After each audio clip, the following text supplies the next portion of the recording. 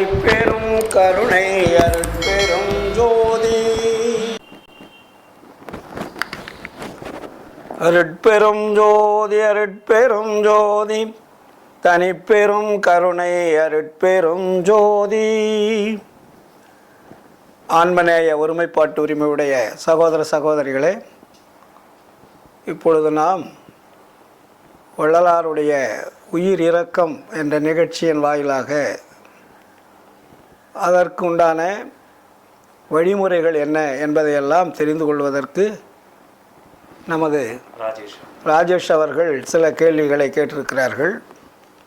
வள்ளல் பெருமானுடைய உயிர் இரக்கத்தினுடைய அடிப்படையே ஒழுக்கத்தின் வாயிலாகத்தான் வர வேண்டும் என்பதுதான் அவருடைய அடிப்படை குறிக்கோள். அந்த ஒழுக்கத்திற்கு தான் வள்ளலார் வைத்த பெயர் ஜீவகாருண்ய ஒழுக்கம். அந்த ஜீவகாருண்ய ஒழுக்கத்தினால தான் உயிர் இரக்கத்தை நாம் கடைபிடிக்க முடியும், அதே நேரத்தில் நம்முடைய உயிரையும் பாதுகாக்க முடியும். அப்போ அந்த உயிர் இரக்கத்திற்கு எதுவெல்லாம் நமக்கு தேவையானது, அதை எப்படியெல்லாம் நாம் கடைபிடிப்பது என்பதையெல்லாம் இப்பொழுது நாம் சிந்திப்போம். முதலிலே சொன்னோம், இந்த உயிர் இரக்கத்திற்கு நாம் கடைபிடிக்க வேண்டிய ஒழுக்கங்களிலே முதன்மையானது ஜீவகாருண்ய ஒழுக்கம். அந்த ஜீவகாருண்ய ஒழுக்கத்திலே முதன்மையானது இந்திரிய ஒழுக்கம். ஏனென்றால் ஒழுக்கங்களிலே 4 வகை இருக்கிறது. அதில் இந்திரிய ஒழுக்கம், கரண ஒழுக்கம், ஜீவ ஒழுக்கம், ஆன்ம ஒழுக்கம். இப்போ நம்ம முன்னாடி இந்திரிய ஒழுக்கத்தை பற்றி பார்த்தோம்.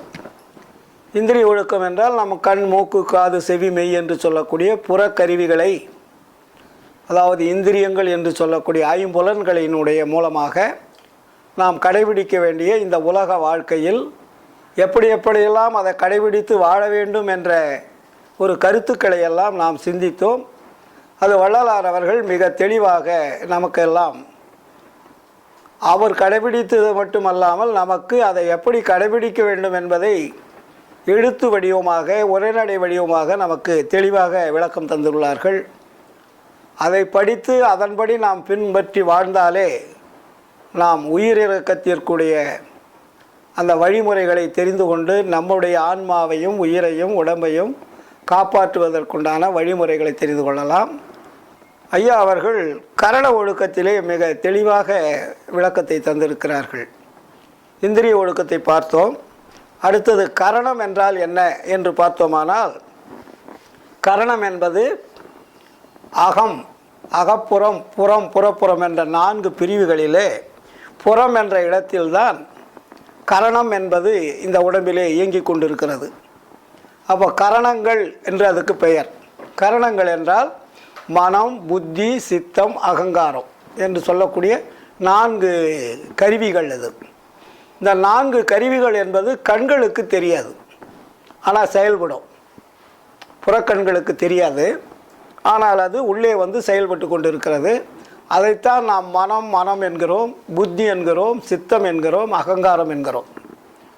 அந்த மனம், புத்தி, சித்தம், அகங்காரம் என்ற 4 கருவிகள் தான் புறக்கருவிகளை இயக்கி கொண்டிருப்பது.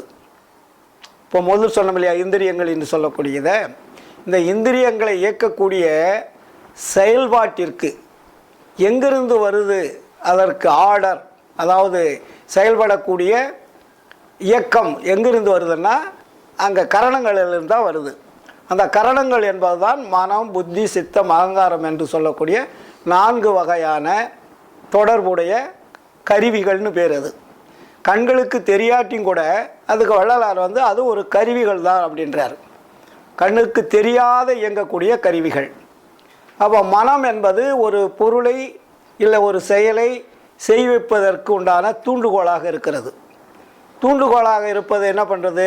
புத்தி என்பது அது செய்யலாமா வேண்டாமா என்ற ஒரு உறுதியளித்து அந்த மனதிற்கு கட்டுப்பட்டு செய்யலாம் என்று தூண்டுகோல் பெறுகிறது.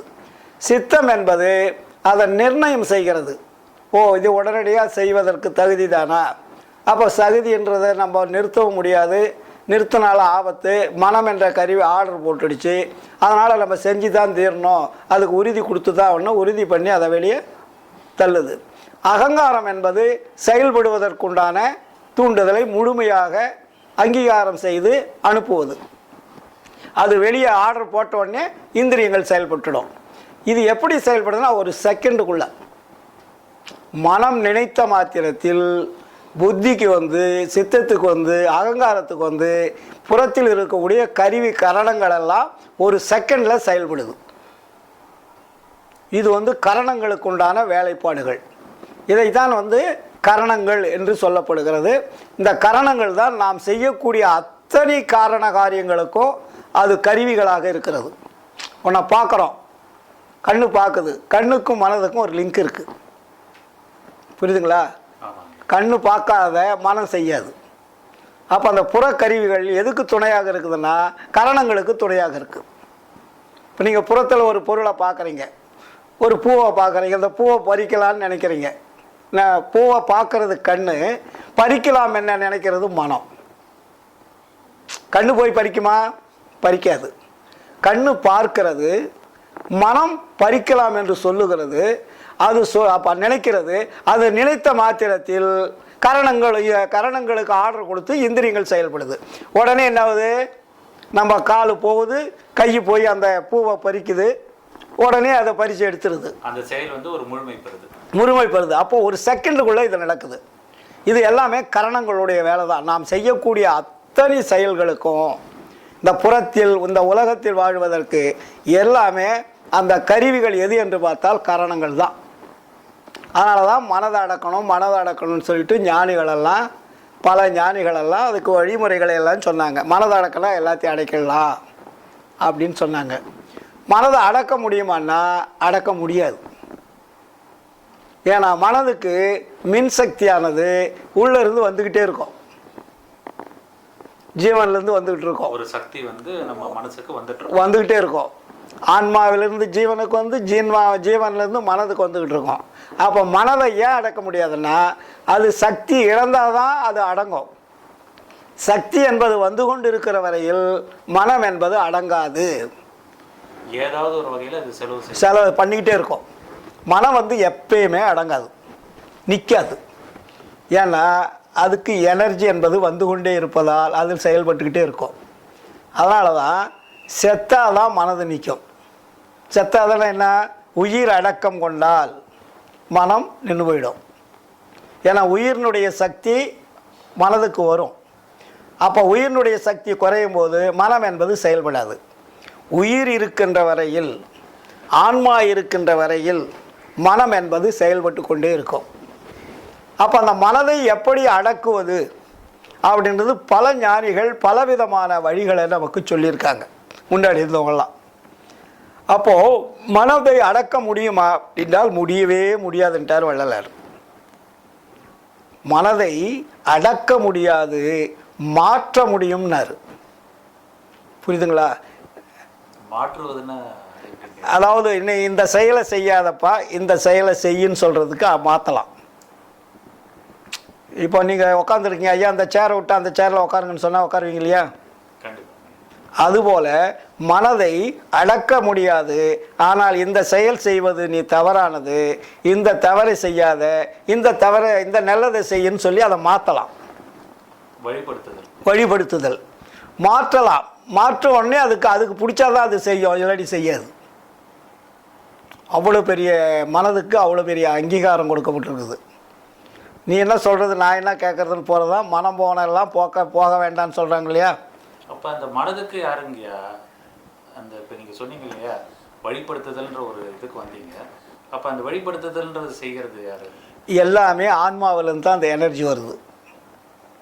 ஏன்னா இந்த புறத்தில் வாழ்ந்து இந்த ஜீவன் என்ற உயிர் என்னென்ன இந்த உலகத்தில் விரும்புகிறதோ அந்த விருப்பத்திற்கு தகுந்த மாதிரி மனதுக்கு அதிகாரம் கொடுத்து மனம் போனபடி போகக்கூடிய ஒரு சூழல் ஏற்பட்டது. காரணம் என்னன்னு கேட்டிங்கன்னா உயிர்த்தன்மையானது விரும்புவது.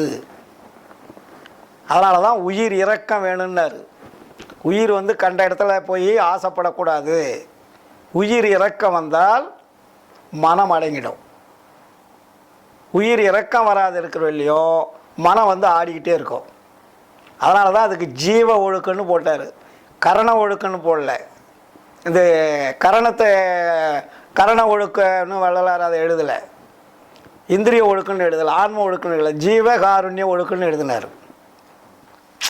இப்போ 4 ஒழுக்கம்தான். ஆனால் அதுக்கு டைட்டில் எதை கொடுக்குறாரு? ஜீவகாருண்ய ஒழுக்கம். அப்படின்னா ஜீவன் என்றால் உயிர், காருண்யம் என்றால் இரக்கம், ஒழுக்கம் என்றால் காப்பாற்றுவது, இல்லைங்களா? அப்போ உயிரை காப்பாற்ற வேண்டுமானால் நீ எல்லாத்தையும் காப்பாற்றி ஆகணும். இந்திரியத்தையும் காப்பாற்றி ஆகணும், கரணங்களையும் வந்து காப்பாற்றி ஆகணும். ஒழுக்கத்தில் கொண்டு வந்தால் தான் நீங்கள் உயிரை காப்பாற்ற முடியும். அதனால தான் வள்ளலார் இங்கே இந்திரிய ஒழுக்கம்னு போட்டார். அப்போ அந்த இந்திரிய ஒழுக்கத்துக்கு மனதை கொண்டு போய் நீங்கள் கண்ட இடத்துல வைக்காதீங்க. அப்போ மனதை கொண்டு போய் எங்கே வைக்கணும்னு வள்ளலார் தான் நமக்கு தெளிவாக சொல்கிறாரு, வழிபடுத்துகிறாரு. அப்போ அதுக்கு முன்னாடி இருந்தவங்களாம் என்ன பார்த்தாங்க? கோயில் குளத்துக்கு போனாங்க, அபிஷேக ஆராதனை பண்ணாங்க, இல்லாட்டி தியானம் பண்ணாங்க, மனதை அடக்கிறதுக்கு யோகம் பண்ணாங்க, தவம் பண்ணாங்க, இப்படி பல வகையில் மலைக்கு போனாங்க, குகைக்கு போனாங்க. தனியாக போயிருந்தாக்கா மனம் அடங்கிடும் அப்படின்னு பல இமயமலையிலிருந்து எங்கெங்கேயோ காடுகள் மலைகள் குகைகளுக்கெல்லாம் போய் தவம் கிடக்கிறது. இதெல்லாம் எதுக்கு? இந்த உலகத்தில் இருந்தால் மனம் வந்து அடங்காது, அங்கே போனால் அடைக்கலாம் அப்படின்னு போனாங்க. அங்கே போனாலும் அந்த மனம் அடங்குதான்னா அடங்காது, அங்கேயும் போய் வெற்றி பெறலை. அதுக்காக வள்ளலார் என்ன பண்ணுறாரு? இதுக்கு கரண ஒழுக்கம்னு ஒரு ஒழுக்கத்தை போட்டார். மனத்தை கட்டுப்படுத்துவதற்கு பேர் தான் கரண ஒழுக்கம். அப்போ கரண ஒழுக்கத்தில் என்ன சொல்கிறாருங்க வள்ளலார் நமக்கு தெளிவாக? உங்களுடைய மனதை சிற்சபையின் கண் நிறுத்துதல் வேண்டும்னார். சிற்சபைன்னா என்ன? ஆன்மா இருக்கிற இடத்துக்கு பேர் சிற்சபை. நம்மளுடைய அகம் என்று சொல்லக்கூடிய நம்ம உடம்புக்குள்ள 4 பகுதிகளாக இருக்கிறது. அகம் என்பது ஆன்மா, அகப்புறம் என்பது ஜீவன், புறம் என்பது கரணங்கள், புறப்புறம் என்பது இந்திரியங்கள். அப்போது இந்த கரணங்கள் இருக்கக்கூடிய மனதை, அதுதான் ஹெட்டு, கரணங்களுக்கு ஹெட்டு யாருன்னா மனம். அப்போ அந்த மனதை கொண்டு போய் எங்கே படுத்திக்கணும்னா சிற்சபையின் கண் நிறுத்துதல். சிற்சபைன்னா தெரியாதுன்றதுக்காக வள்ளலார் மறுபடியும் எழுதுகிறாரு. அதாவது முதலில் புருவ மத்தியின் நிற்கச் செய்தல். புருவ மத்தியன்னா ஆன்மா இருக்கக்கூடிய இடம், அந்த இடத்துல கொண்டு போய் மனதை நிறுத்துங்க. சரி, அந்த இடத்துல போய் நீங்கள் எப்படி நிறுத்துவீங்க? அது ஒன்றுமே தெரியாது. தெரியாத இடத்துல ஆன்மா இருக்குது, இல்லைங்களா? அப்போ ஆன்மா இருக்கிற இடத்துல ஒன்றுமே தெரியாத மனதை கொண்டு போய் எங்கே நிறுத்துவீங்க? நிறுத்துறதுக்கு தெரியாது. அதுக்காக தான் வள்ளலார் என்ன பண்ணார்? புறத்தில் ஒரு ஜோதி வச்சார். ஆன்மாவில் இருக்கக்கூடிய ஜோதியை ஒரு விளக்கமாக புறத்தில் வச்சார். புறத்தில் இருக்கக்கூடிய ஜோதி பார்த்துட்டிங்கன்னா இதே மாதிரி தாண்டா அகத்தில் இருக்குன்னு நமக்கு ஒரு மாடல் கொடுக்குறார். புறத்தில் ஏன் ஜோதி வழிபாடை வச்சார்? புறத்தில் இருக்கக்கூடிய ஜோதி என்பது அகத்தில் இருக்கக்கூடிய ஆன்மாவின் தன்மை உடைய மாதிரி ஒரு மாடல் ஃப்ரேம், ஒரு வடிவம். அந்த வடிவத்தை பார்த்து பழகிட்டினா நீ ஆன்மாவில் கொண்டு போய் மனதை நிறுத்துறதுக்கு வசதியாக போயிடும். அதனால் என்ன பண்ணுறாரு வள்ளலார் நமக்கு?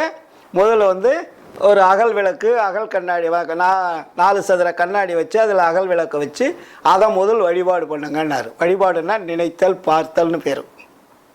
வழிபாடுனாக்கா உடனே அதுக்கு போய் அபிஷேக ஆராதனை பண்ணுறதுலாம் இல்லை. இப்போ நம்ம உருவங்களுக்கு தான் நம்ம அபிஷேக ஆராதனைலாம் பண்ணிகிட்ருக்குறோம், இல்லைங்களா? ஆனால் ஜோதிக்கு போய் நீங்கள் எப்படி அபிஷேக ஆராதனை பண்ணுவீங்க? பண்ணக்கூடாது, பண்ண முடியாது, பண்ணால் அது அழிஞ்சு போயிடும், அழிஞ்சு போயிடும். ஆமாம், அதுதான் இப்போ நான் அடிக்கடி சொல்கிறது என்னென்னா, இப்போ அந்த ஜோதி வந்து இப்போ நம்ம வீட்டில் வச்சு வழிபாடு பண்ணுறோம்.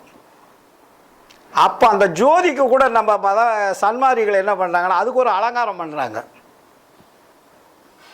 ஒரு அறியாமை, அந்த பழக்க வழக்கத்தினாலையும் பழைய அந்த சமயம் அதில் இருந்து வந்ததுனால இப்போ நீங்கள் இப்போ நிறைய சன்மாரிக்கிட்ட பார்த்தீங்கன்னா ஜோதி இருக்கும். அந்த ஜோதிக்கு மாலை மரியாதைலாம் பண்ணுவாங்க. ஒரு மாலையை போடுவாங்க, அதுக்கு முன்னாடி ஒரு தட்டத்தை வைப்பாங்க, அதில் சூடத்தை வைப்பாங்க, இல்லையா? அதுக்கு கீழே ஒரு விளக்க வைப்பாங்க, அதில் விபூதி வைப்பாங்க. நிறைய சன்மார்க்க சங்கத்தில் 199 இடத்துல இப்படி தான் இருக்குது. இதெல்லாம் கூட அறியாமை தான், பழக்க வழக்கங்கள்னால. அது அவங்க சமய மதத்திலேருந்து வந்ததுனால இப்போ நீங்கள் நம்ம குறிப்பிட்டு சொல்ல வேண்டியதில்லை, எல்லா இடத்துலையுமே அப்படி தான் இருக்குது. இதெல்லாமே தவறு.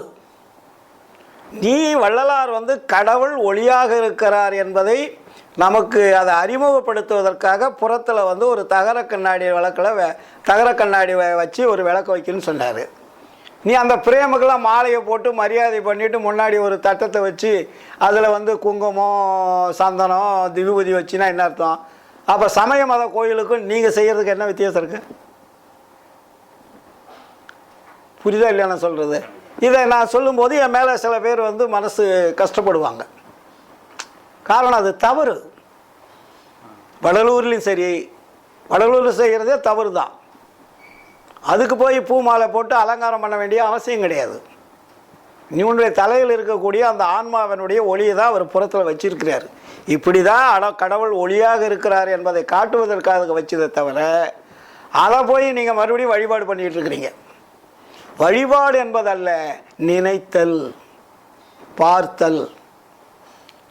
அப்போது நிறைய பேர் வந்து இப்போது சன்மார்க்கத்தில் வந்து கரண ஒழுக்கத்தில் வந்து பயிற்சி நிறைய கொடுப்பாங்க. ஆளாளுக்கு ஒரு பயிற்சி கொடுத்துட்ருக்காங்க. வள்ளலாருடைய அந்த சுத்த சன்மார்க்கத்திற்கு மனதை அடக்குவதற்கும் அதில் வந்து நம்ம இறைவனை நினைப்பதற்கும் பயிற்சி கொடுக்குறாங்க. ஒவ்வொரு இடங்கள்லையும் பார்த்தா ஒவ்விதமான பயிற்சி இருக்கும். இந்த பயிற்சியில் நமக்கு நடைமுறைக்கு ஒத்துட்டு வருமானா ஒத்துட்டு வராது. அப்போது வள்ளலார் வந்து சன்மார்க்க தியானம்னே ஒரு தியானத்தை நம்ம குறிப்பிடுறாரு. அது வந்து உயிர் இறக்கத்திற்காகவும், ரெண்டாவது வந்து மனதை அடக்குவதற்காக, மனதை நிலைநிறுத்துவதற்காக நமக்கு சொல்கிறார். அப்போ மனதை கொண்டு போய் நம்ம எங்கே நிறுத்தணும்? ஆன்மாவில் சிற்சபையின் கண் நிறுத்தல்னு சொல்லிட்டாரு. சிற்சபையில் என்ன இருக்குதுன்னு தெரியாது. இது 7 திரைகளாக மறைக்கப்பட்டிருக்குது. அது உச்சியின் கீழே உள்நாக்குக்கு மேலே மத்தியில் இருக்குது. இந்த கண் அங்கே போகுமான்னா போகாது. ஆனால் கண்ணுக்கு தெரியாது. அப்போ கண்களை மூலமாக கரணத்தை நாம் கட்டுப்படுத்த வேண்டும். கரணத்தின் மூலமாக கண்களை கட்டுப்படுத்த வேண்டும். இதுதான் அந்த கரண ஒழுக்கம் இந்திரிய ஒழுக்கத்தினுடைய ஒரு லிங்க்கு. கண்ணை பார்க்கணும், கண்ணை முதல்ல அடக்கணும், அதுக்கப்புறம் தான் மனம் அடங்கும். கண் போகிற இடத்துல தான் மனம் போகும், மனம் போகிற இடத்துல தான் கண்ணு போகும். கண்ணு தனியாக போகாது, மனமும் தனியாக போகாது. இது ரெண்டுக்கு லிங்க் இருக்குது. நீங்கள் மனதை ஒரு இடத்துக்கு கொண்டு போயிட்டீங்கன்னா கண்ணு அங்கே ஆட்டோமேட்டிக்காக போயிடும். நீங்கள் தூங்கும் போதுங்க ஏதாவது நினைங்க, பழசை பார்த்துட்டு மனம் போகிற இடத்துக்கு கண்ணு போயிடுங்க. மனசுல ஒரு பிம்பம் உருவாது. அப்போ அந்த பிம்பம் கண்ணில் தெரியுதா? கண்டிப்பாக. அப்போ கண்ணு மனமும் ஒன்றோட ஒன்று லிங்க், தொடர்புடையது. அப்போ அதனால தான் வள்ளலார் இங்கே இந்திரிய ஒழுக்கத்தை, கரண ஒழுக்கத்தில் மனதை சிற்சபையின் கண் நிறுத்துதல் வேண்டும். அப்போ சிற்சபை என்பது ஆன்மா இருக்கக்கூடிய இடம். அந்த ஆன்மா இருக்கக்கூடிய இடத்தில் பார்க்க முடியாது. அதனால் நமக்கு புறத்தில் என்ன வச்சார்? ஒரு விளக்கை வச்சார். அப்போ விளக்குக்கு வந்து நம்ம என்ன பண்ணணும்? இடைவிடாது நமக்கு நேரம் கிடைக்கும் போது அந்த ஜோதியை நாம் தொடர்பு கொண்டு பார்த்து கொண்டே இருக்கணும். அதான் நமக்கு வேலை. அப்போ அந்த ஜோதி உங்கள் கண்ணு அங்கே ஜோதியில் பார்க்கன்னா மனம் தானா அந்த இடத்துல தான் நிற்கும், வேற எங்கேயும் போகாது. ஏன்னா கண்ணு ஒன்றை பார்க்குது. கண்ணு பார்க்கும்போது மனம் போகாது. புரியுதுங்களா நான் சொல்கிறது? ஆமாம். கண்ணு எதை பார்க்கின்றதோ அதனுடைய இடத்திற்கு மனமும் சென்றுவிடும். அதனால் கரண ஒழுக்கத்தில் வள்ளலார் மிகவும் வலியுறுத்தியது, ஒரு ஜோதியை உங்கள் கண்கள் பார்த்து கொண்டிருந்தால் மனம் அந்த இடத்தில் சென்றுவிடும். கண்ணை மூடிக்கிட்டு பண்ணக்கூடாது. இப்போ ஜோதியை வச்சுட்டு நீ கண்ணை மூடிக்கிட்டு பண்ணினா பழைய குப்பைகள் தான் வரும், பழைய நிலவுகள் தான் வரும். இப்போ நிறைய பேர் சன்மார்க்க சங்கங்களில் ஜோதி வச்சுருவாங்க. தியானம் சொல்கிறேன், ஒரு 2 நிமிஷம் 3 நிமிஷம் பண்ண கண்ணை முடிங்கன்னுவாங்க. அது அறியாமை. ஜோதி எதுக்கு வச்சார் வள்ளலார்? பார்ப்பதற்கு தான் வச்சார். அப்போ நம்ம இடைவிடாமல் அந்த ஜோதியை நாம் பார்த்து கொண்டு இருக்க அந்த ஒளியினுடைய ஒரு சங்கிலி தொடர் போல நம்முடைய கருவிழிக்கும் அந்த ஜோதிக்கும் ஒரு லிங்க் கிடைக்கும். ஒரு லிங்க், அது ஒரு மின்னல் மாதிரி வரும். நீங்கள் பார்த்து பாருங்கள், தெரியும் உங்களுக்கு. அதுக்கும் ஒரு கம்பி போல் ஒரு தொடர்பு ஏற்பட்டுக்கிட்டு இருக்கும். அந்த தொடர்பு ஏற்பட்டால் தான் உங்கள் கண் அந்த ஒளியை நேராக பார்க்குதுன்னு அர்த்தம். அந்த தொடர்பு வரலைன்னா நீங்கள் கண்ணாடியில் இருக்கக்கூடிய விளக்கை சரியாக பார்க்கலன்னு அர்த்தம். ஆமாம், மனம் வந்து பார்த்தீங்கன்னா வேற எங்கேயோ போயிடுதுன்னு அர்த்தம். ஆமாம், அதே தான், கரெக்டு. அப்போது அந்த ஜோதியை இடைவிடாமல் நீங்கள் பார்த்து கொண்டு இருக்கின்ற பொழுது அந்த கண்ணுக்கும் அந்த ஒளிக்கும் ஒரு நீண்ட ஒரு மெல்லிய கோடு வரும். நீங்கள் பார்த்தீங்கன்னா சூரிய வெப்பம் காலையில் வரும்போது எப்படி கதிர் வருது, கதிர் மாதிரி இருக்கும். அப்போது அந்த அந்த வெப்பத்திலிருந்து அந்த ஒளியிலிருந்து ஒரு கதிரானது நம்மளுடைய கதிர் கண்கதிருக்கும் அந்த கதிருக்கும் ஒரு லிங்க் கிடைக்கும், தொடர்பு கொடுக்கும். அதை நீங்கள் பார்க்க பார்க்க பார்க்க பழக பழக பழக மரமானது ஒளியவே பார்த்து பார்த்து பழகிடும். இதுதான் கரண ஒழுக்கத்தினுடைய அடிப்படை. அதை பார்த்துட்டா என்ன ஆகும்னா, அது வந்து முதிர்ச்சி அடைய அதுக்கு கூட ஜீவகாருண்யம் என்ற ஒரு செயல்பாடு புறத்தில் பண்ணிக்கிட்டே இருக்கணும். முதலில் இடைவிடாது ஒளியை வழிபாடு செய்யுங்கள். இரண்டாவது, நமக்கு நேரம் கிடைக்கும் போது உயிருக்கு இரக்கம் காட்டுங்கள், உயிருக்கு உபகாரம் செய்யுங்கள், உயிரினுடைய துன்பங்களை போக்குங்கள். இந்த ரெண்டும் கண்ணுக்கும் மனதுக்கும் உண்டான லிங்க்கு. புரியுதுங்களா? அப்போது ஏன் ரெண்டு போட்டாரு? இந்திரியத்தையும் கரணத்தையும் அடக்குவதற்கு இரண்டு வழிகள். ஒன்று ஜீவகாருண்யம், இன்னொன்று பரோபகாரம். ஜீவகாருண்யம், இன்னொன்று சத்விச்சாரம். சத்விச்சாரம்னா இறைவனை இடைவிடாது தொடர்பு கொள்வதுன்னு பேர். அப்போது இங்கே நீங்கள் மனதை கொண்டு போய் எங்கே வைக்கணும்? இறைவனுடைய இடத்துல தொடர்பு வைக்கணும். கண்ணு அங்கே போயிடுது. அப்போ அதே மாதிரி இந்த இந்திரியங்கள் வந்து ஜீவகாருண்யம் செய்யும்போது மனமும் அங்கே ரெண்டும் வந்துடும். மனமும் கண்ணும் பிரியாது. புரியுதுங்களா? அப்போது ரெண்டும் வந்து இரண்டு வழிகள். இந்திரிய ஒழுக்கத்துக்கும் கரண ஒழுக்கத்துக்கும் தான் இதை சொன்னார். சத்விச்சாரம் என்பதும் பரோபகாரம் என்பதும் இரண்டு வழிகள்.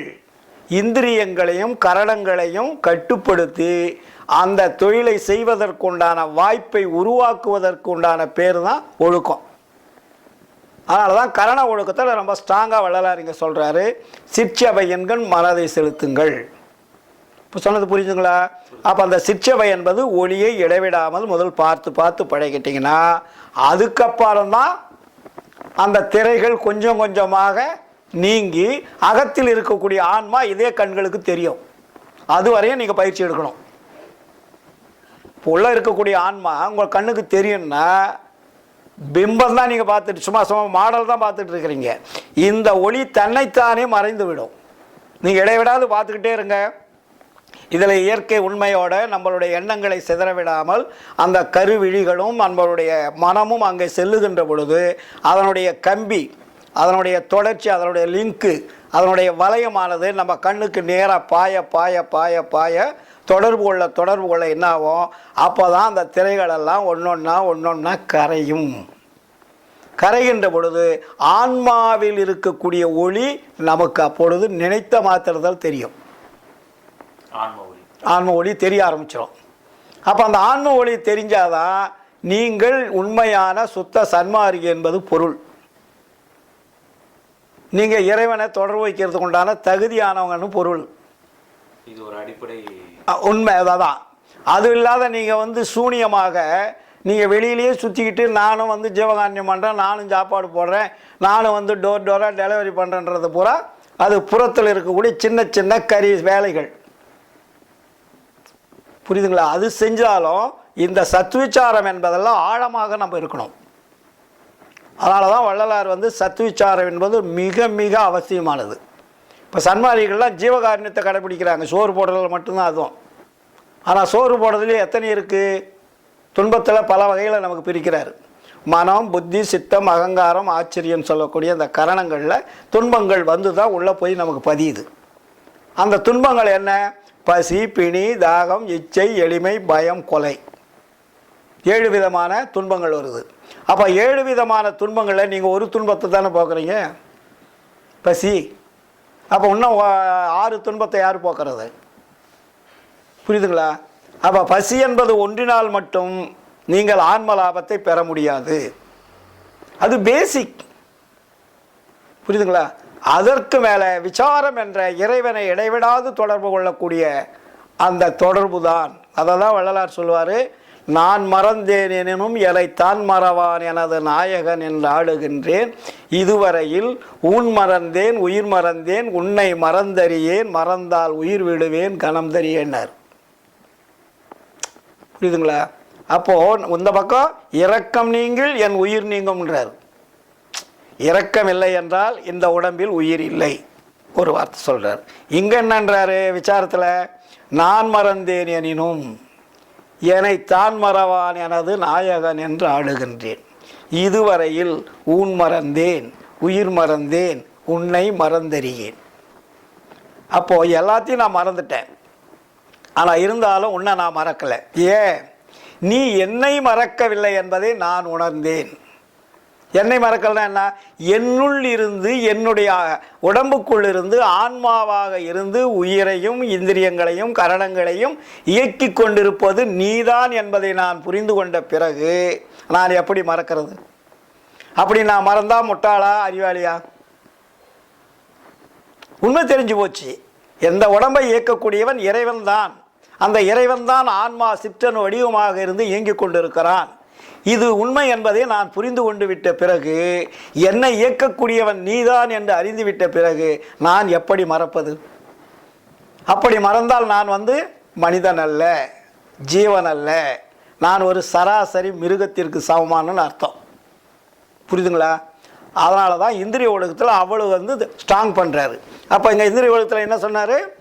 மனதை சிற்றவையன்கள் நிறுத்துதல், அதாவது புருவ மத்தியில் நிற்கச் செய்தல். அதுக்கப்புறம் நீங்கள் இந்த புற வழிபாடை செய்ய செய்ய செய்ய நினைக்க நினைக்க அகத்தில் இருக்கக்கூடிய ஆன்மா தெரியும். அப்போ துர்விஷயத்தை பற்றாதிருத்தல். துர்விஷயம்னா என்ன? கெடுதலான செயல்கள், நமக்கு ஆபத்து தரக்கூடிய செயல்களை நாம் செய்யக்கூடாது. ஜீவதோஷம் விசாரித்தல். இப்போ ஜீவதோஷம்னா என்ன? புலன் நம்ம விசாரிப்போம். நீ என்ன ஜாதி சார், என்ன மதம் சார், என்ன குலம் சார், என்ன கோத்திரம் சார், எந்த நாடு சார், என்ன மொழி சார்னு விசாரிப்போம். இப்போ அதை விசாரிச்சிட்டிங்கன்னா என்னாச்சு? உங்களுக்கு ஆன்மநேயம் அடிபட்டு போயிடும். அதெல்லாம் விசாரிக்கக்கூடாது. அதை விசாரிக்காத இருக்கிறவன் எவனோ அவன்தான் மனிதன். நான் இதுவரையும் யாரையும் நான் விசாரித்ததில் இல்லை. வள்ளலாருடைய திருவருட்பாவை நான் கையில் இழுத்ததிலிருந்து இன்னைக்கு வெளியே எங்கள் வீட்டுக்கு யார் வந்தாலும் நீ என்ன ஜாதின்னு கேட்க மாட்டேன், என்ன மதம்னு கேட்க மாட்டேன், என்ன சமயம்னு கேட்க மாட்டேன், என்ன குலன்னு கேட்க மாட்டேன், எதுவுமே கேட்க மாட்டேன். இப்போ நீங்களாம் வந்தீங்களா கேட்டனா? யாரையும் கேட்க மாட்டேன். இதுதான் ஆன்மநேயத்தை பாதிப்பது. அப்போது அவங்களுக்கு தகுந்த மாதிரி முதலியாருன்னா பற்றுதல் இருக்கும். வேறு ஜாதின்னாக்கா அதை விட கொஞ்சம் வேற்றுமை, வேறு சமயம்னா அதை விட வேற்றுமை, வேறு மதம் என்ன அதை விட வேற்றுமை. அப்போ வேற்றுமை எங்கே வருது? ஜீவதோஷம் விசாரிப்பதிலிருந்து தான் ஆரம்பமாகுது. அது தோஷம்ன்ற தோஷம்னா உங்களை பிடிக்கக்கூடிய சனியை தோஷம் பிடிச்சிருந்தா இருமை, அதாவது இருள் அடைஞ்ச மாதிரி இருள் உள்ளவனுக்கு தோஷம் பிடிக்கும். அதான் தோஷன்ற வார்த்தையில் ஒரு குறிப்பிட்ட தோஷம்லாம் எவ்வளோ பெரிய கொடுமையானது இல்லையா? அதனால தான் ஜீவதோஷம் விசாரியாதிருத்தல். உயிர் எல்லாம் ஒன்றாச்சே, ஒன்றுன்னு எனக்கு உனக்கு அறிவு வேலை செஞ்சா நீ போய் இன்னொருத்தனை போய் என்ன ஜாதின்னு கேட்பியா? ஜீவன் என்பது உயிர், உயிர் என்பது ஒரே தன்மை உடையது. அந்த ஒரே தன்மை உடையது என்ற அறிவு நமக்கு விளங்கிடுச்சுன்னா நம்ம போய் கேட்க மாட்டோம். இதில் பிரிவுகள் வர்றதுக்கு வாய்ப்பே இல்லை. நீ அமெரிக்காக்காரன், ரஷ்யாக்காரன், ஜப்பான்காரன், அரேபியக்காரன் கூட நினைக்கக்கூடாது. எல்லாமே இறைவனுடைய குழந்தைகள், எல்லாமே உயிருள்ள ஜீவர்கள். அப்போ உயிருள்ள ஜீவன்களுக்கு ஜாதி மத பேதம் கிடையாது. புரியுதுங்களா? இறைவன் ஜாதி மத பேதம் வச்சா உயிரை கொடுத்துருக்கிறாரு. இந்த உலகத்துக்கு ஜாதி மத பேதம் இருக்கா? இல்லை மழைக்கு ஜாதி மத பேதம் இருக்கா? சூரியனுக்கு ஜாதி மத பேதம் இருக்கா? சந்திரனுக்கு இருக்கா? உலகத்துக்கு எல்லாத்துக்குமே அது பொதுவாக தானே கொடுத்துட்ருக்குது. அப்படி இருக்கும்போது நீ ஒரு குறுகிய வட்டத்துக்குள்ளே நீ ஜாதி மத இனத்தை ஏன் பிரிச்சுக்கிட்டு இருக்கிற? நல்லிணக்கத்தை பற்றி அப்பயே பேசியிருக்காரு. அதனால தான் ஜாதி மதங்களை ஏன் சாடுறாருன்னா, இந்த ஜாதி சமய மதங்கள் தான் இந்த பிரிவினை உருவாக்கியது. புரியுதுங்களா சொல்கிறது? அதனால தான் ஜாதியிலே, மதங்களிலே, சமய நெறிகளிலே, சாத்திர சந்தடிகளிலே, கோத்திர சண்டையிலே, ஆதியிலே அபிமானித்து அலைகின்ற உலகீர் அலைந்து அலைந்து வீணே நீர் அழிதல் அழகலவே. இதுக்கு உனக்கு அழகே கிடையாது. அழகு என்பது எது? ஜாதி சமய மத இன என்ற வேறுபாடு இல்லாது இருப்பது தான் உனக்கு அழகு. நான் அழகாக இருக்கிறேன்னா அது அழகு அல்ல. நான் ஜாதியற்றவன், மதமற்றவன், இனமற்றவன், மொழியற்றவன், தேசமற்றவன், எல்லாம் ஒன்றென்று நினைக்கக்கூடிய உரிமை உள்ளவன் என்று எவன் நினைக்கிறானோ அவன்தான் அழகுள்ளவன். அவனைத்தான் இறைவன் ஏற்றுக்கொள்வார். மற்றவர்களை இறைவன் ஏற்றுக்கொள்வதில்லை, அதுக்குண்டான தகுதியும் கொடுப்பதில்லை. அதனால தான் உயிர் இரக்கம் என்பது, ஜீவ தோஷம் என்பது, ஜீவகாருண்யம் என்பது ரொம்ப ரொம்ப முக்கியம். சும்மா இந்த உயிர் கொலை செய்கிறது, புலால் சாப்பிட்றது மட்டுமல்ல, அவ்வளவு உட்பிரிவுகள் இருக்கிறது. நம்ம புலால் சாப்பிட்றவனை மட்டும் சொல்கிறோம், உயிர் கொலை மட்டும்னு சொல்கிறோம். எல்லாத்துலேயுமே விஷயங்கள் இருக்குது. அதனால தான் இங்கே ஜீவதோஷம் விஷாதியாருத்தல்னு ஒரு வார்த்தை போட்டார். அடுத்தது என்ன சொல்கிறாரு? தன்னை மதியாதிருத்தல். நான் தான் பெரியவன், நான் தான் அந்த உலகத்துக்கு அரசாட்சி செய்கிறவன், என்கிட்ட இவ்வளோ கோடி சொத்து இருக்குது, எவ்வளோ பொருள் இருக்குது, எவ்வளோ பணம் இருக்குது, எனக்கு நல்ல மனைவி, அழகான மனைவி இருக்குது, நல்ல குடும்பம் இருக்குன்னு தன்னை பற்றி பெருமை அடிக்கக்கூடாது, தன்னை மதிக்கக்கூடாது. நாளைக்கு நீ எல்லாம் சமமான நிலையில் இருக்கிற, எதாக இருந்தாலும் கொண்டு போக முடியாது, எல்லாம் சமம். நீ சேர்த்து வச்சிருந்தனால நீ உனக்கு பெருசுன்னு நினைக்காத. எல்லாமே ஒரு நாளைக்கு நம்ம விட்டு செல்லுவது. அதனால் நீ மற்றதை இருப்பதனால் தன்னை மதித்து பெருமையாக நினச்சிக்காத, தன்னை மதிக்கக்கூடாது, ஒரு பற்றற்ற தன்மையோடு இருக்கணும். அடுத்தது செயற்கை குணங்களால் ஏற்படும் கெடுதிகளை நீக்கி இயற்கையாக தத்துவமயமாக இருத்தல். செயற்கை குணங்கள்னால் கரணங்கள் மூலமாக தான் நமக்கு வந்தது. இப்போ செய்கிறதெல்லாம் என்ன? கல்யாணம் பண்ணணும், குடும்பம் நடத்தணும், சொத்து வாங்கணும், சுகம் வாங்கணும், பொருள் வாங்கணும், இது எல்லாமே செயற்கை குணங்கள். அப்போ இயற்கை குணங்கள்னால் என்ன? எதுவுமே நமது இல்லைன்னு நினைக்கிறதுக்கு பேர் தான் இயற்கை குணம். செயற்கை குணம் என்பது எல்லாம் நமக்கு வேணும்ன்றது செயற்கை குணம். இது எல்லாமே கடவுளுடைய பொருள், இது மற்ற எல்லா உயிர்களுக்கும் தேவையான பொருள். இந்த பொருள் எனதுன்னு நினைக்கிறது எவ்வளோ பெரிய குற்றம், புரியுதுங்களா? அதனால் எதுவுமே நமது அல்ல, எல்லாம் இறைவனுடைய சொத்து. எல்லா உயிர்களுக்கும் அனுபவிப்பதற்கும் அதை தொடர்பு கொள்வதற்கும் உரிமை இருக்கிறது. அதனால் எல்லாமே இயற்கையானது, செயற்கை அல்ல. நீ செயற்கை என்று நினைத்து அதை சேர்த்து கொண்டு விட்டால் அது குற்றம். இயற்கையாக விட்டுடணும். அது எப்படி இருக்குதோ அப்படி விட்டுரு, பிரச்சனை முடிஞ்சிருச்சு. அடுத்தது பிறர் மீது கோபியாதிருத்தல். அப்போ அந்த கோபியாதிருத்தா கோபம் கொள்ளக்கூடாது. கோபம்னா என்ன? கோபமும் காமமும் குடிகெட்டு போயிற்று, கொடிய ஒரு அகங்காரம் பொடி பொடி ஆயிற்றுன்னுவார். அப்போ கோபம் என்பது ஒரு மனிதனை அழிக்கக்கூடிய கருவிகள், புரியுதுங்களா? கோபமே வரக்கூடாது. கோபம் தன்னை அழிக்கும், மற்றவர்களையும் அழிச்சிடும். கரண ஒழுக்கத்தில் பார்த்தீங்கன்னா ஒரு முக்கியமான பயங்கரமான விஷயம், அது ரொம்ப முக்கியமான, ரொம்ப முக்கியம். கோபம் கொள்ளாது. ஆமாம், இது இந்த கரணங்களில் தான் இவ்வளவு விஷயமும் நம்ம செயல்பட்டு இருக்கிறோம். ஜீவனும் அமைதியாக தான் இருக்குது, ஆன்மாவும் உள்ள ஒளியாக தான் இருக்குது. செயல்படக்கூடியது எது? இந்திரியம் கரணங்கள் தான். அதனால தான் இந்த ரெண்டை ரொம்ப ஸ்ட்ராங் பண்ண சொல்கிறார் வள்ளலார், கரண ஒழுக்கம். அப்போ கரண ஒழுக்கம் என்பது என்ன? மனம், புத்தி, சித்தம், அகங்காரம் என்பதை தான் என்ன நினைக்கிறோமோ அதன்படி செய்யக்கூடிய ஒரு நிலைக்கு ஒழுக்கத்தில் கொண்டு வரணும், புரியுதுங்களா? அப்போது அது மாதிரி இந்த கரண ஒழுக்கம் என்பது மனதை தன்வசமாக மாற்றுவது. மனம் வெளியே போயிட்டுருக்குது, அது நம்ம சொல்கிற மாதிரி கேட்கணும், ஆன்மா சொல்கிற மாதிரி கேட்கணும், ஜீவன் சொல்கிற மாதிரி கேட்கணும். யார் சொன்னாலும் அது புறத்தில் அதை அலமோதக்கூடாது. அதனால தான் வள்ளலார் மனம் எனும் ஓர் பேய்க்குரங்கு மடப்பையிலே மற்றவர் போல் என நினைத்து மருட்டாதை கண்டாய், தினையளவும் அதிகாரம் செல்ல ஒட்டேன், யார் என இங்கு என நினைத்திருந்தாய், ஞான சபை தலைவனுக்கு நல்ல பிள்ளை நானே. அப்போ கடவுளுக்கு யார் நல்ல பிள்ளை? நான் தான். இறைவன் என்னை நல்ல பிள்ளையாக தேர்ந்தெடுத்ததினால் நான் உங்களுக்கு சொல்கிறேன், நீங்களும் நல்ல பிள்ளையாக வரலாம். எனக்கு மட்டும் இறைவன்கிட்ட உரிமைன்னு நினைக்காதீங்க, எல்லாருக்கும் உரிமையுடையவன் இறைவன், இல்லைங்களா? அப்போ எல்லோருக்கும் உரிமையுடைய இறைவனை நீங்கள் பொதுவாக பார்க்க வேண்டுமே தவிர சுயநலத்தோடு பார்க்கக்கூடாது. அதனால தான் இங்கே பிறர் மீது கோபியாதிருத்தல். பிறர் மேலே நம்ம கோபம் வர வேண்டிய அவசியம் என்ன? அப்போ உங்களுடைய சொல்லுக்கு அவங்க கட்டுப்படலை, உங்கள் பேச்சு கேட்கலை, உங்களுக்கு அடிமையாகலைன்னா கோபம் வருது. ஒரு நாட்டில் ஆடக்கூடிய அரசனாக இருந்தால் கூட என்ன சொல்கிறான்? அவன் அந்த நாட்டு மக்கள்லாம் தனக்கு ஓட்டு போடலைன்னா கோபம், தன்னை தேர்ந்தெடுக்கலைன்னா கோபம், சொன்ன பேச்சு கேட்கலனா கோபம். அப்போ என்ன ஆகுது? நாடும் அழிஞ்சு போயிடுது,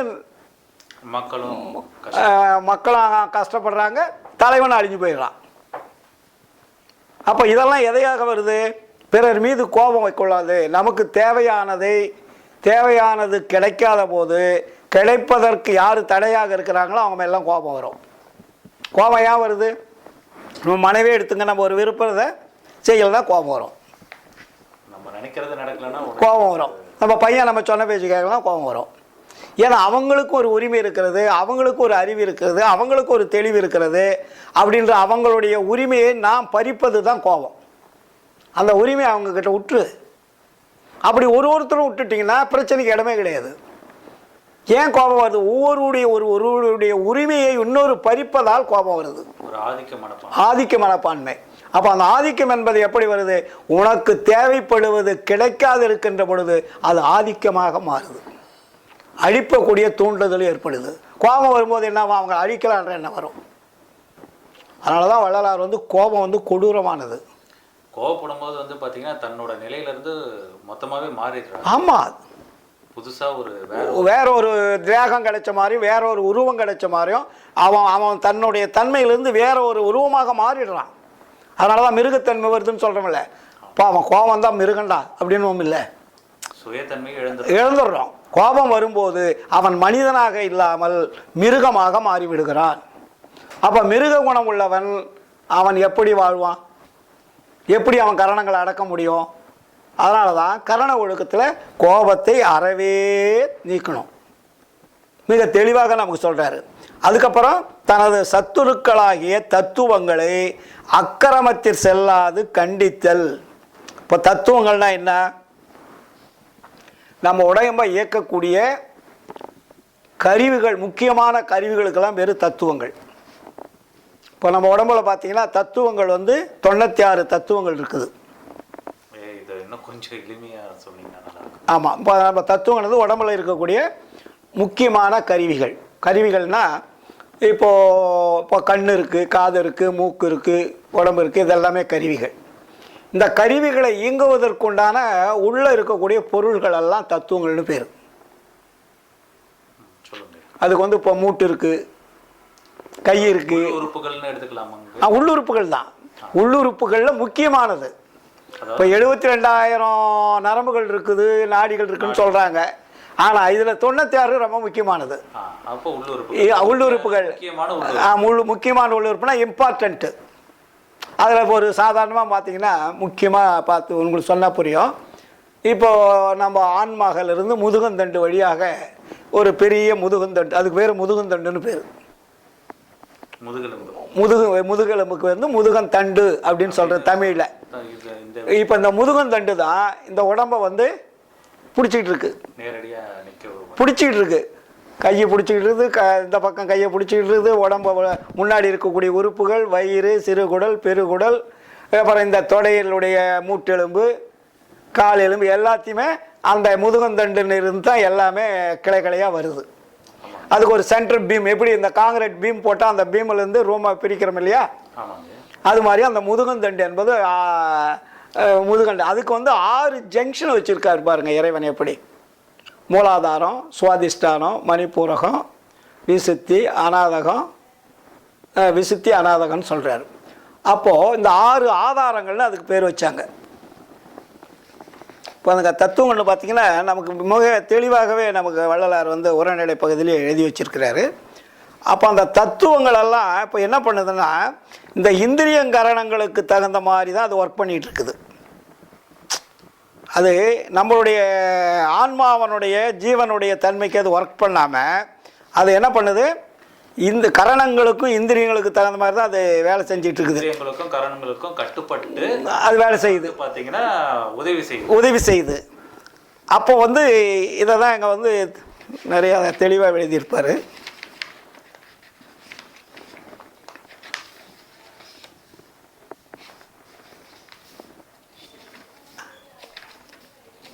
அதுக்கு பேர் தான் தத்துவங்கள். அந்த தத்துவங்களை என்ன சொல்கிறாருங்க, தன்வசமாக மாற்றணும். தனது சத்துருக்களாய தத்துவங்களை அக்கிரமத்தில் செல்லாது கண்டித்தல். ஏன்னா இப்போ நம்ம எல்லாமே அக்கிரமம்னா நம்ம உயிரை காப்பாற்ற முடியாமல் உயிரை அழிக்கக்கூடிய செயல் எதுவோ எல்லாமே அக்கிரமமான செயல். நம்ம உயிருக்கு ஆபத்து வருதுன்னா நம்ம தவறு செஞ்சிட்டோம், அதனால தான் உயிருக்கு ஆபத்து வருதுன்னு அர்த்தம். அப்போ தவறு செய்வதற்கு இந்த உடம்புக்குள்ளே இருக்கக்கூடிய கருவிகள் எல்லாம் தத்துவங்கள், உதவி செய்த கருவிகள்லாம். இந்த கருவிகளில் தான் நம்ம என்ன பண்ணாங்கன்னா ஆலய வழிபாடாக வச்சாங்க. இப்போ நீங்கள் ஒரு கோபுரத்தை கட்டி பார்த்தீங்கன்னா எங்கே பார்த்தாலும் சிலைகள் இருக்கும். அப்போ அந்த சிலைகள்லாம் ஒவ்வொரு கருவிகள், நம்ம உடம்புக்குள்ளே இருக்கக்கூடிய கருவிகளில் உருவங்களாக நமக்கு வச்சுருக்கான். அதுக்கு பேர்லாம் தத்துவங்கள். தத்துவங்களுக்கு ஒரு உருவத்தை வச்சுருக்கான், ஒரு சிலைகள் மாதிரி. அது எப்படி எப்படி ஒரு வீரத்தனமாக செய்தால் வீர, பெண்மைத்தன்மை செஞ்சால் பெண்மை, குரங்குத்தனமாக வேலை செஞ்சால் குரங்கு, விநாயகர், இதெல்லாம் எப்படி வச்சாங்கன்னா அதனுடைய தன்மைக்கு தகுந்த மாதிரி வச்சுருக்குறாங்க. அதனால தான் இப்போ விநாயகர், முருகன், பெருமாள், சிவன் இப்படிலாம் வச்சுருக்கிறது பூரா உள்ளே இருக்கக்கூடிய தத்துவங்கள் தான். அதனால தான் வள்ளலார் கூட அந்த சமய தெய்வங்கள் எல்லாமே தத்துவங்கள் அப்படின்னாரு. அது உண்மைகள் அல்ல, தத்துவ சம்சாரங்கள்னு வரும். மகாபாரதம், ராமாயணம், இதிகாசம் எல்லாமே தத்துவங்கள் அடிப்படையில் தான் அது பின்னப்பட்ட கதைகள். அது உண்மையான கதைகள் அல்ல, ஆனால் தத்துவங்களை கதைகளாக வைத்திருக்கிறார்கள். அந்த கதாபாத்திரத்தினுடைய ஹெட்டை வந்து இப்போ மகாபாரதத்தை பார்த்தீங்கன்னா கிருஷ்ணர்னு வச்சுருக்காங்க. கதாநாயகன் யாருன்னா கிருஷ்ணர். கிருஷ்ணர்னா ஆன்மா. இந்த ஆன்மாவை வச்சு இந்த புறத்தில் இருக்கக்கூடிய அத்தனை கருவிகளையும் வச்சு ஒரு மகாபாரத கதையாக வச்சுட்டாங்க. ஒரு விளக்கம் சொல்லி பேரை வச்சு அம்மா அப்பா, எத்தனை குழந்தைகள், எத்தனை பிள்ளைகள், எத்தனை பேரங்கள், பஞ்ச பாண்டவர்கள். இப்படி பஞ்ச பாண்டவர்கள்னா என்ன, ஒரு சின்ன எக்ஸாம்பிள். பஞ்சபூதங்கள், நம்ம உடம்புல இருக்கக்கூடிய ஐம்புலன்கள் சொல்லணும் இல்லைங்களா, அந்த ஐம்புலன்கள் தான் பஞ்ச பாண்டவர்கள். புறத்தில் பார்த்தீங்கன்னா 5 பஞ்சபூதங்களுக்கு பேர் தான் பஞ்ச பாண்டவர்கள்.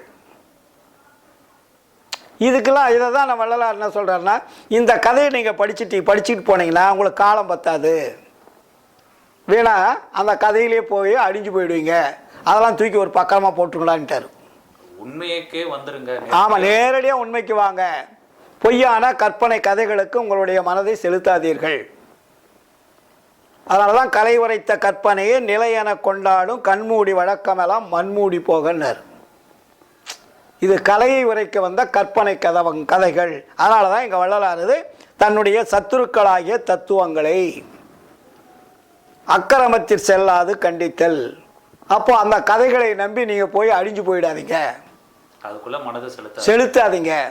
மனதை அதில் செலுத்திட்டீங்கன்னா பெற வேண்டியதை உங்களால் பெற்றுக்கொள்ள முடியாது, அனுபவிக்க வேண்டியதை அனுபவித்துக் கொள்ள முடியாது, உண்மை நிலையை உணர முடியாது.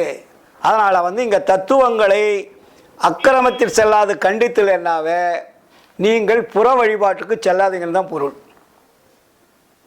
மெயின் வந்து மனமானது புற கதைகளையோ கற்பனைகளையோ வழிபாட்டு முறைகளையோ உங்களுடைய மனதை கொண்டு போய் அங்கே செலுத்தாதீங்க. கரண ஒழுக்கம். அதனால தான் கண்டித்தல்னு போடுறாரு பாருங்க. அக்கிரமத்தில் செல்லாது கண்டித்தல். கண்டித்தல்னா என்ன, அங்கே போகாதன தடுத்து நிறுத்தணும். அப்போ தடுத்து நிறுத்துறதுக்கு என்ன வழி, யார் தடுத்து நிறுத்துறது? அதனால தான் உங்களுடைய மனதை கொண்டு போய் ஆன்மாவில் நிறுத்துங்கன்னார். புறத்தில் செல்லக்கூடிய மனதை நிறுத்தணும். எங்கே நிறுத்தணும்? ஆக்னாவில் நிறுத்துங்க. அந்த ஒளி வழிபாடு புருவ மத்தியில் நிறுத்துங்க. அப்போ நீங்கள் போகாதீங்கன்னா கேட்க மாட்டீங்க. அதுக்கு ஒரு மாடலாக, ஒரு வெளிப்புறமாக, ஒரு பயிற்சி முறையாக தோற்றத்தை வெளியில் வச்சிருக்காரு. இந்த சித்தி விளாக திருமாளிகளை இதை வந்து நமக்கு மிக தெளிவாக பேருபதேசத்தில் சொல்கிறாரு. அப்போ பேருபதேசத்தில் என்ன சொல்கிறாரு, ஒரு மனிதன் எப்படியெல்லாம் இனிமேல் கடைபிடிக்கணும் அப்படின்றத மிக தெளிவாக நமக்கு பேருபதேசத்தில் விளக்குறாரு.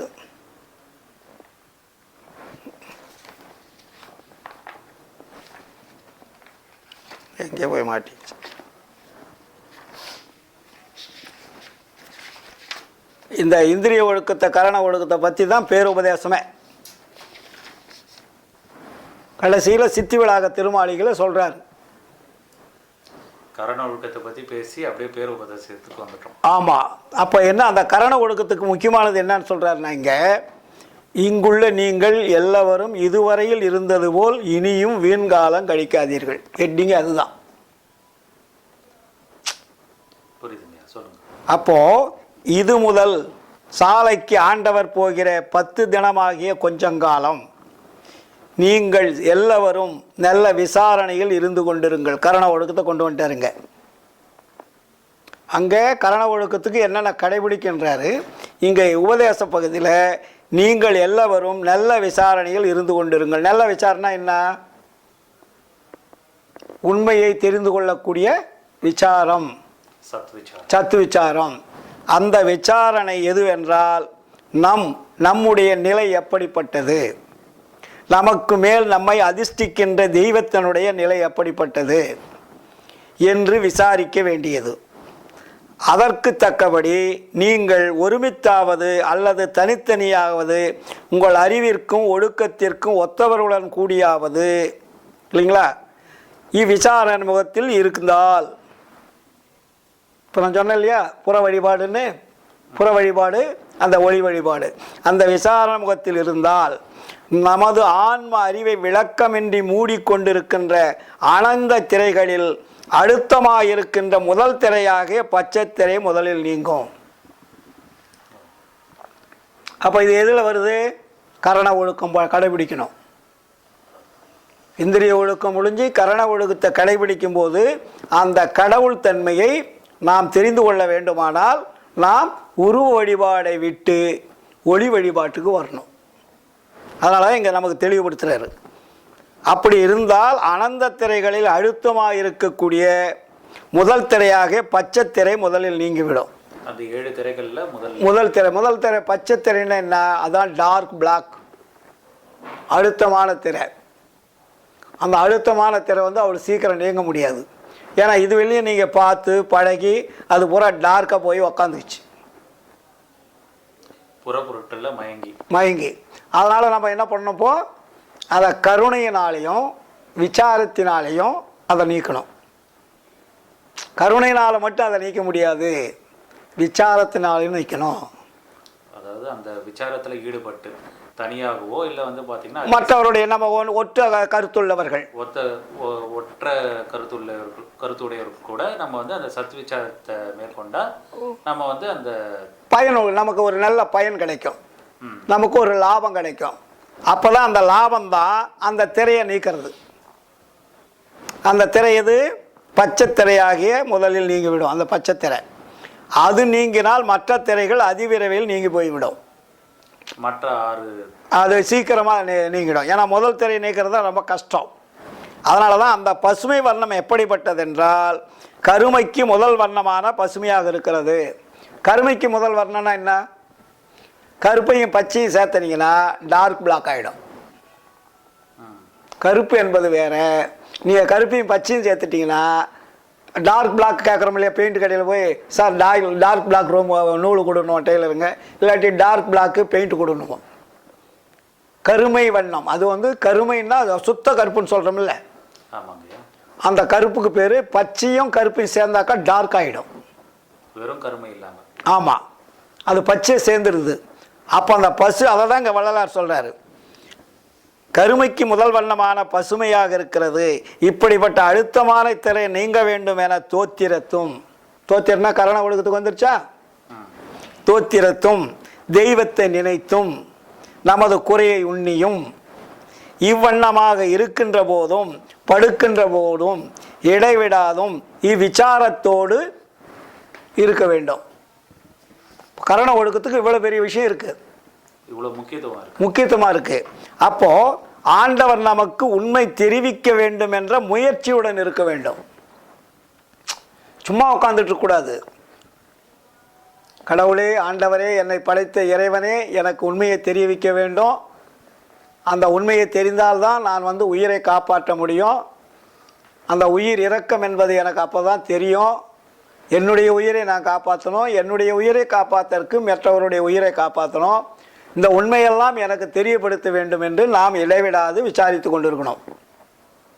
அப்போ அந்த விசாரம் அதிகமாக என்ன ஆகும்னா உங்களுக்கு அறிவு என்பது விளக்கம் அடையும். புரியுதுங்களா? இப்போ அறிவு என்பது மூடிக்கொண்டு இருக்குது, அந்த அறிவு வந்து விரியும். இந்த கரண ஒழுக்கத்தை மேற்கொள்வது. ஆமாம், அதனால தான் வள்ளலார் சொல்வார், ஜீவகாருண்யம் விளங்கும் போது அன்பும் அறிவும் தானாக விளங்குன்னுவார். ஜீவகாருண்யம் மறையும் போது அன்பும் அறிவும் தானாக மறையும். இது ரெண்டுக்கு லிங்க் இருக்குது. அப்போ ஜீவகாருண்யம் மறைந்தால் அறிவும் மறைஞ்சிரும், அறிவும் மறைஞ்சிரும், அன்பும் மறைஞ்சிரும். அப்போ ஜீவகாருண்யம் விளங்கும் போது அறிவு விளங்குது, அன்பு விளங்குது. அப்போ நீ நல்லவனாக மாறிடுற. புரியுதுங்களா? அதனால தான் எங்கள் வள்ளலார் ஜீவகாருண்யத்தை, அந்த உயிர் இறக்கத்தை மிக ஸ்ட்ராங்காக பிடிச்சார். அப்போ கரண ஒழுக்கத்தில் இவ்வளோ பெரிய விஷயங்கள் இருக்குது நமக்கு. சும்மா ஏதோ கரண ஒழுக்கம்னா புறத்தில் செய்கிறது அல்ல. அங்கே என்ன சொல்கிறாரு, அப்பொழுதுதான் உண்மை தெரிவிக்க வேண்டும் என்கின்ற முயற்சியுடன் இருந்தால் தெரிய வேண்டியதை தெரிந்து கொள்ளலாம். இதுவரையும் உங்களுக்கு எது எது தெரியலைன்னு சொன்னீங்களோ, எது எது புரியலைன்னு சொன்னீங்களோ, அத்தனையும் உங்களுக்கு தெரிய வரும். இப்போ நீங்கள் யாருக்கிட்டையும் போய் நீங்கள் நாளைக்கு ஒரு கேள்வி கேட்க வேண்டிய அவசியம் இருக்காது. ஐயா இதுக்கு என்ன விளக்கம் சொல்லுங்கன்னு கேட்க வேண்டிய அவசியம் இருக்காது. ஒரு பாடலுக்கோ இல்லை ஒரு விளக்கத்துக்கோ வள்ளலார் இப்படி சொல்லியிருக்காரு, அது கொஞ்சம் எனக்கு கொஞ்சம் விளக்கம் சொல்லுங்களேன்னு கேட்க வேண்டிய அவசியம் வராது. நாமளே அதுக்கான பயிற்சிகளை மேற்கொண்டால் தெரிவிக்க வேண்டியதை தெரிவிச்சிருவார். உங்களுக்கு கேள்வி கேட்டு பதிலை கேட்கணுன்ற அவசியம் வராது. இப்போ நம்ம கேள்வி கேட்டு மக்களுக்கு போய் சேரணுன்றதுக்காக கேள்வி கேட்டு பதில் சொல்லிட்டு இருக்கோம். ஆனால் அந்த முயற்சி எல்லாரும் இருந்தாங்கன்னா இந்த நிகழ்ச்சியே தேவையில்லை. அந்த முயற்சியில் எல்லாரும் இருக்கும்போது இந்த நிகழ்ச்சி தேவையில்லாதது, எல்லாருக்குமே வெட்ட வெளிச்சமாக தெரிஞ்சிடும். அந்த பயிற்சிகளை மேற்கொள்றதுக்கும் ஒரு காரணம் இருக்குது. ஏன்னா அது ஏன்னா இதுக்கு முன்னாடி நம்மளை மறைச்சிட்டாங்க. அதெல்லாம் பேருபதேசம் சொல்லுவார், இந்த உண்மையெல்லாம் மறைத்தவன் ஒரு வல்லவன், அவன் மறைத்ததை இதுவரையில் யாரும் திறக்க முடியவில்லை, உடைக்கவும் முடியவில்லைன்றார். ஏன்னா அவ்வளோ பெரிய ஒரு மறைப்பை இந்த உலக மக்களுக்கு அவன் மறைச்சி எழுதி வச்சுட்டு போயிட்டான். அவன் எழுதி வச்சவன் சாதாரண ஆள் கிடையாது, பெரிய வல்லவன், அறிவுள்ளவன் தான்றாரு. அவன் பூட்டியை வச்சிட எல்லாத்தையும் போட்டு லாக் பண்ணிட்டான், கதைகளாகவும் கற்பனைகளாகவும். அதனால தான் எல்லாரும் மாடுங்க மாதிரி போயிட்டு இருக்குது. அதனால அவன் பூட்டிய பூட்டை இதுவரையில் யாரும் திறக்க வரவில்லை, உடைக்கவும் வரவில்லை என்றார் வள்ளலார். அப்படின்னா நான் வந்து உடைச்சிட்டேன் என்ன அர்த்தம்? அதுக்கான திறவுகோல். அதனால தான் ஜீவகாருண்யமே மோட்ச வீட்டின் திறவுகோல். உண்மையை மறைப்பதற்கு எது எது தடையாக இருந்ததோ அந்த தடைகளை உடைத்து எறிவதற்கு பேர் தான் திறவுகோல். உண்மையை தெரிந்து கொள்வதற்கு பேர் தான் திறவுகோல். திறவுகோல் வந்து ஏதோ சாவியை கொண்டு கையில் தூக்கி போகிறது அல்ல. அறியாமை என்னும் அந்த அஞ்ஞானத்தை, அறியாமையை தெளிவுபடுத்துவதற்கு பேர் தான் திறவுகோல். அப்போ அந்த திறவுகோல் எதன் மூலமாக கிடைக்கும்? ஜீவகாருண்யத்தினாலேயும் உயிர் இரக்கத்தினாலேயும் இடைவிடாது இறைவனை நினைத்து கொண்டு அவரிடத்திலே தொடர்பு கொள்வதனாலேயும் நமக்கு கிடைக்கும். அதனால தான் தாயாகி தந்தையுமாய் தாங்குகின்ற தெய்வம், தனக்கு நிகர் இல்லாத தனித்தலைமை தெய்வம் இல்லையா? சேயாக எனை வளர்க்கும் தெய்வம் அதே தெய்வம். அது எங்கே இருக்குது? சிற்சபையில் விளங்குகின்ற தெய்வம் அதே தெய்வம். அப்போ சிற்சபையன்கள் மனதை செலுத்துங்கன்னு சொன்னார், அங்கே தாண்டா கடவுள் இருக்காரு. அது சிற்சபையில் விளங்குகின்ற தெய்வம் அதே தெய்வமாக இருக்கிறது. அந்த தெய்வத்தை தொடர்பு கொள்வதுதான் ஜீவகாருண்யம் என்ற ஒழுக்கத்தில், இந்திரியம் என்ற ஒழுக்கத்திற்கு அடுத்தபடியாக உள்ளே இருக்கக்கூடிய அகப்புறம், புறம் என்ற அகப்புறம், புறம் என்ற இடத்தில் இருக்கக்கூடிய அந்த கரண ஒழுக்கம் ரொம்ப ரொம்ப முக்கியம். அந்த கரண ஒழுக்கத்தில் இன்னும் நிறைய விஷயங்கள் இருக்குது. நம்ம கொஞ்சம் கொஞ்சமாக தெரிஞ்சு ஓவர்லோடு பண்ணக்கூடாது இல்லையா? அதனால் கொஞ்சம் கொஞ்சமாக நம்ம தெரிஞ்சுக்கிட்டு இதில் அந்த கரண ஒழுக்கத்தை, மனதையும் புத்தியும் சித்தத்தையும் அகங்காரத்தையும் எப்படி தன்வசமாக மாற்ற வேண்டும் என்பதை ஒவ்வொரு சன்மார்க்கிகளும் மற்ற மனித தேகம் படைத்த ஆன்மநேய ஒருமைப்பாட்டு உரிமையுடையவர்களும் தெரிந்து கொண்டோமானால் அவர்கள் நலம் பெறலாம், இந்த நாட்டையும் நலம் பெற வைக்கலாம், எல்லா உயிர்களும் இன்புற்று வாழ்வதற்குண்டான ஒரு வழியை நாம் உருவாக்கலாம் என்று கூறிக்கொண்டு மீண்டும் தொடர்வோம். நன்றி, வணக்கம், வாழ்த்துக்கள், மகிழ்ச்சி. அருட்பெரும் ஜோதி, அருட்பெரும் ஜோதி, தனிப்பெரும் கருணை, அருட்பெரும் ஜோதி.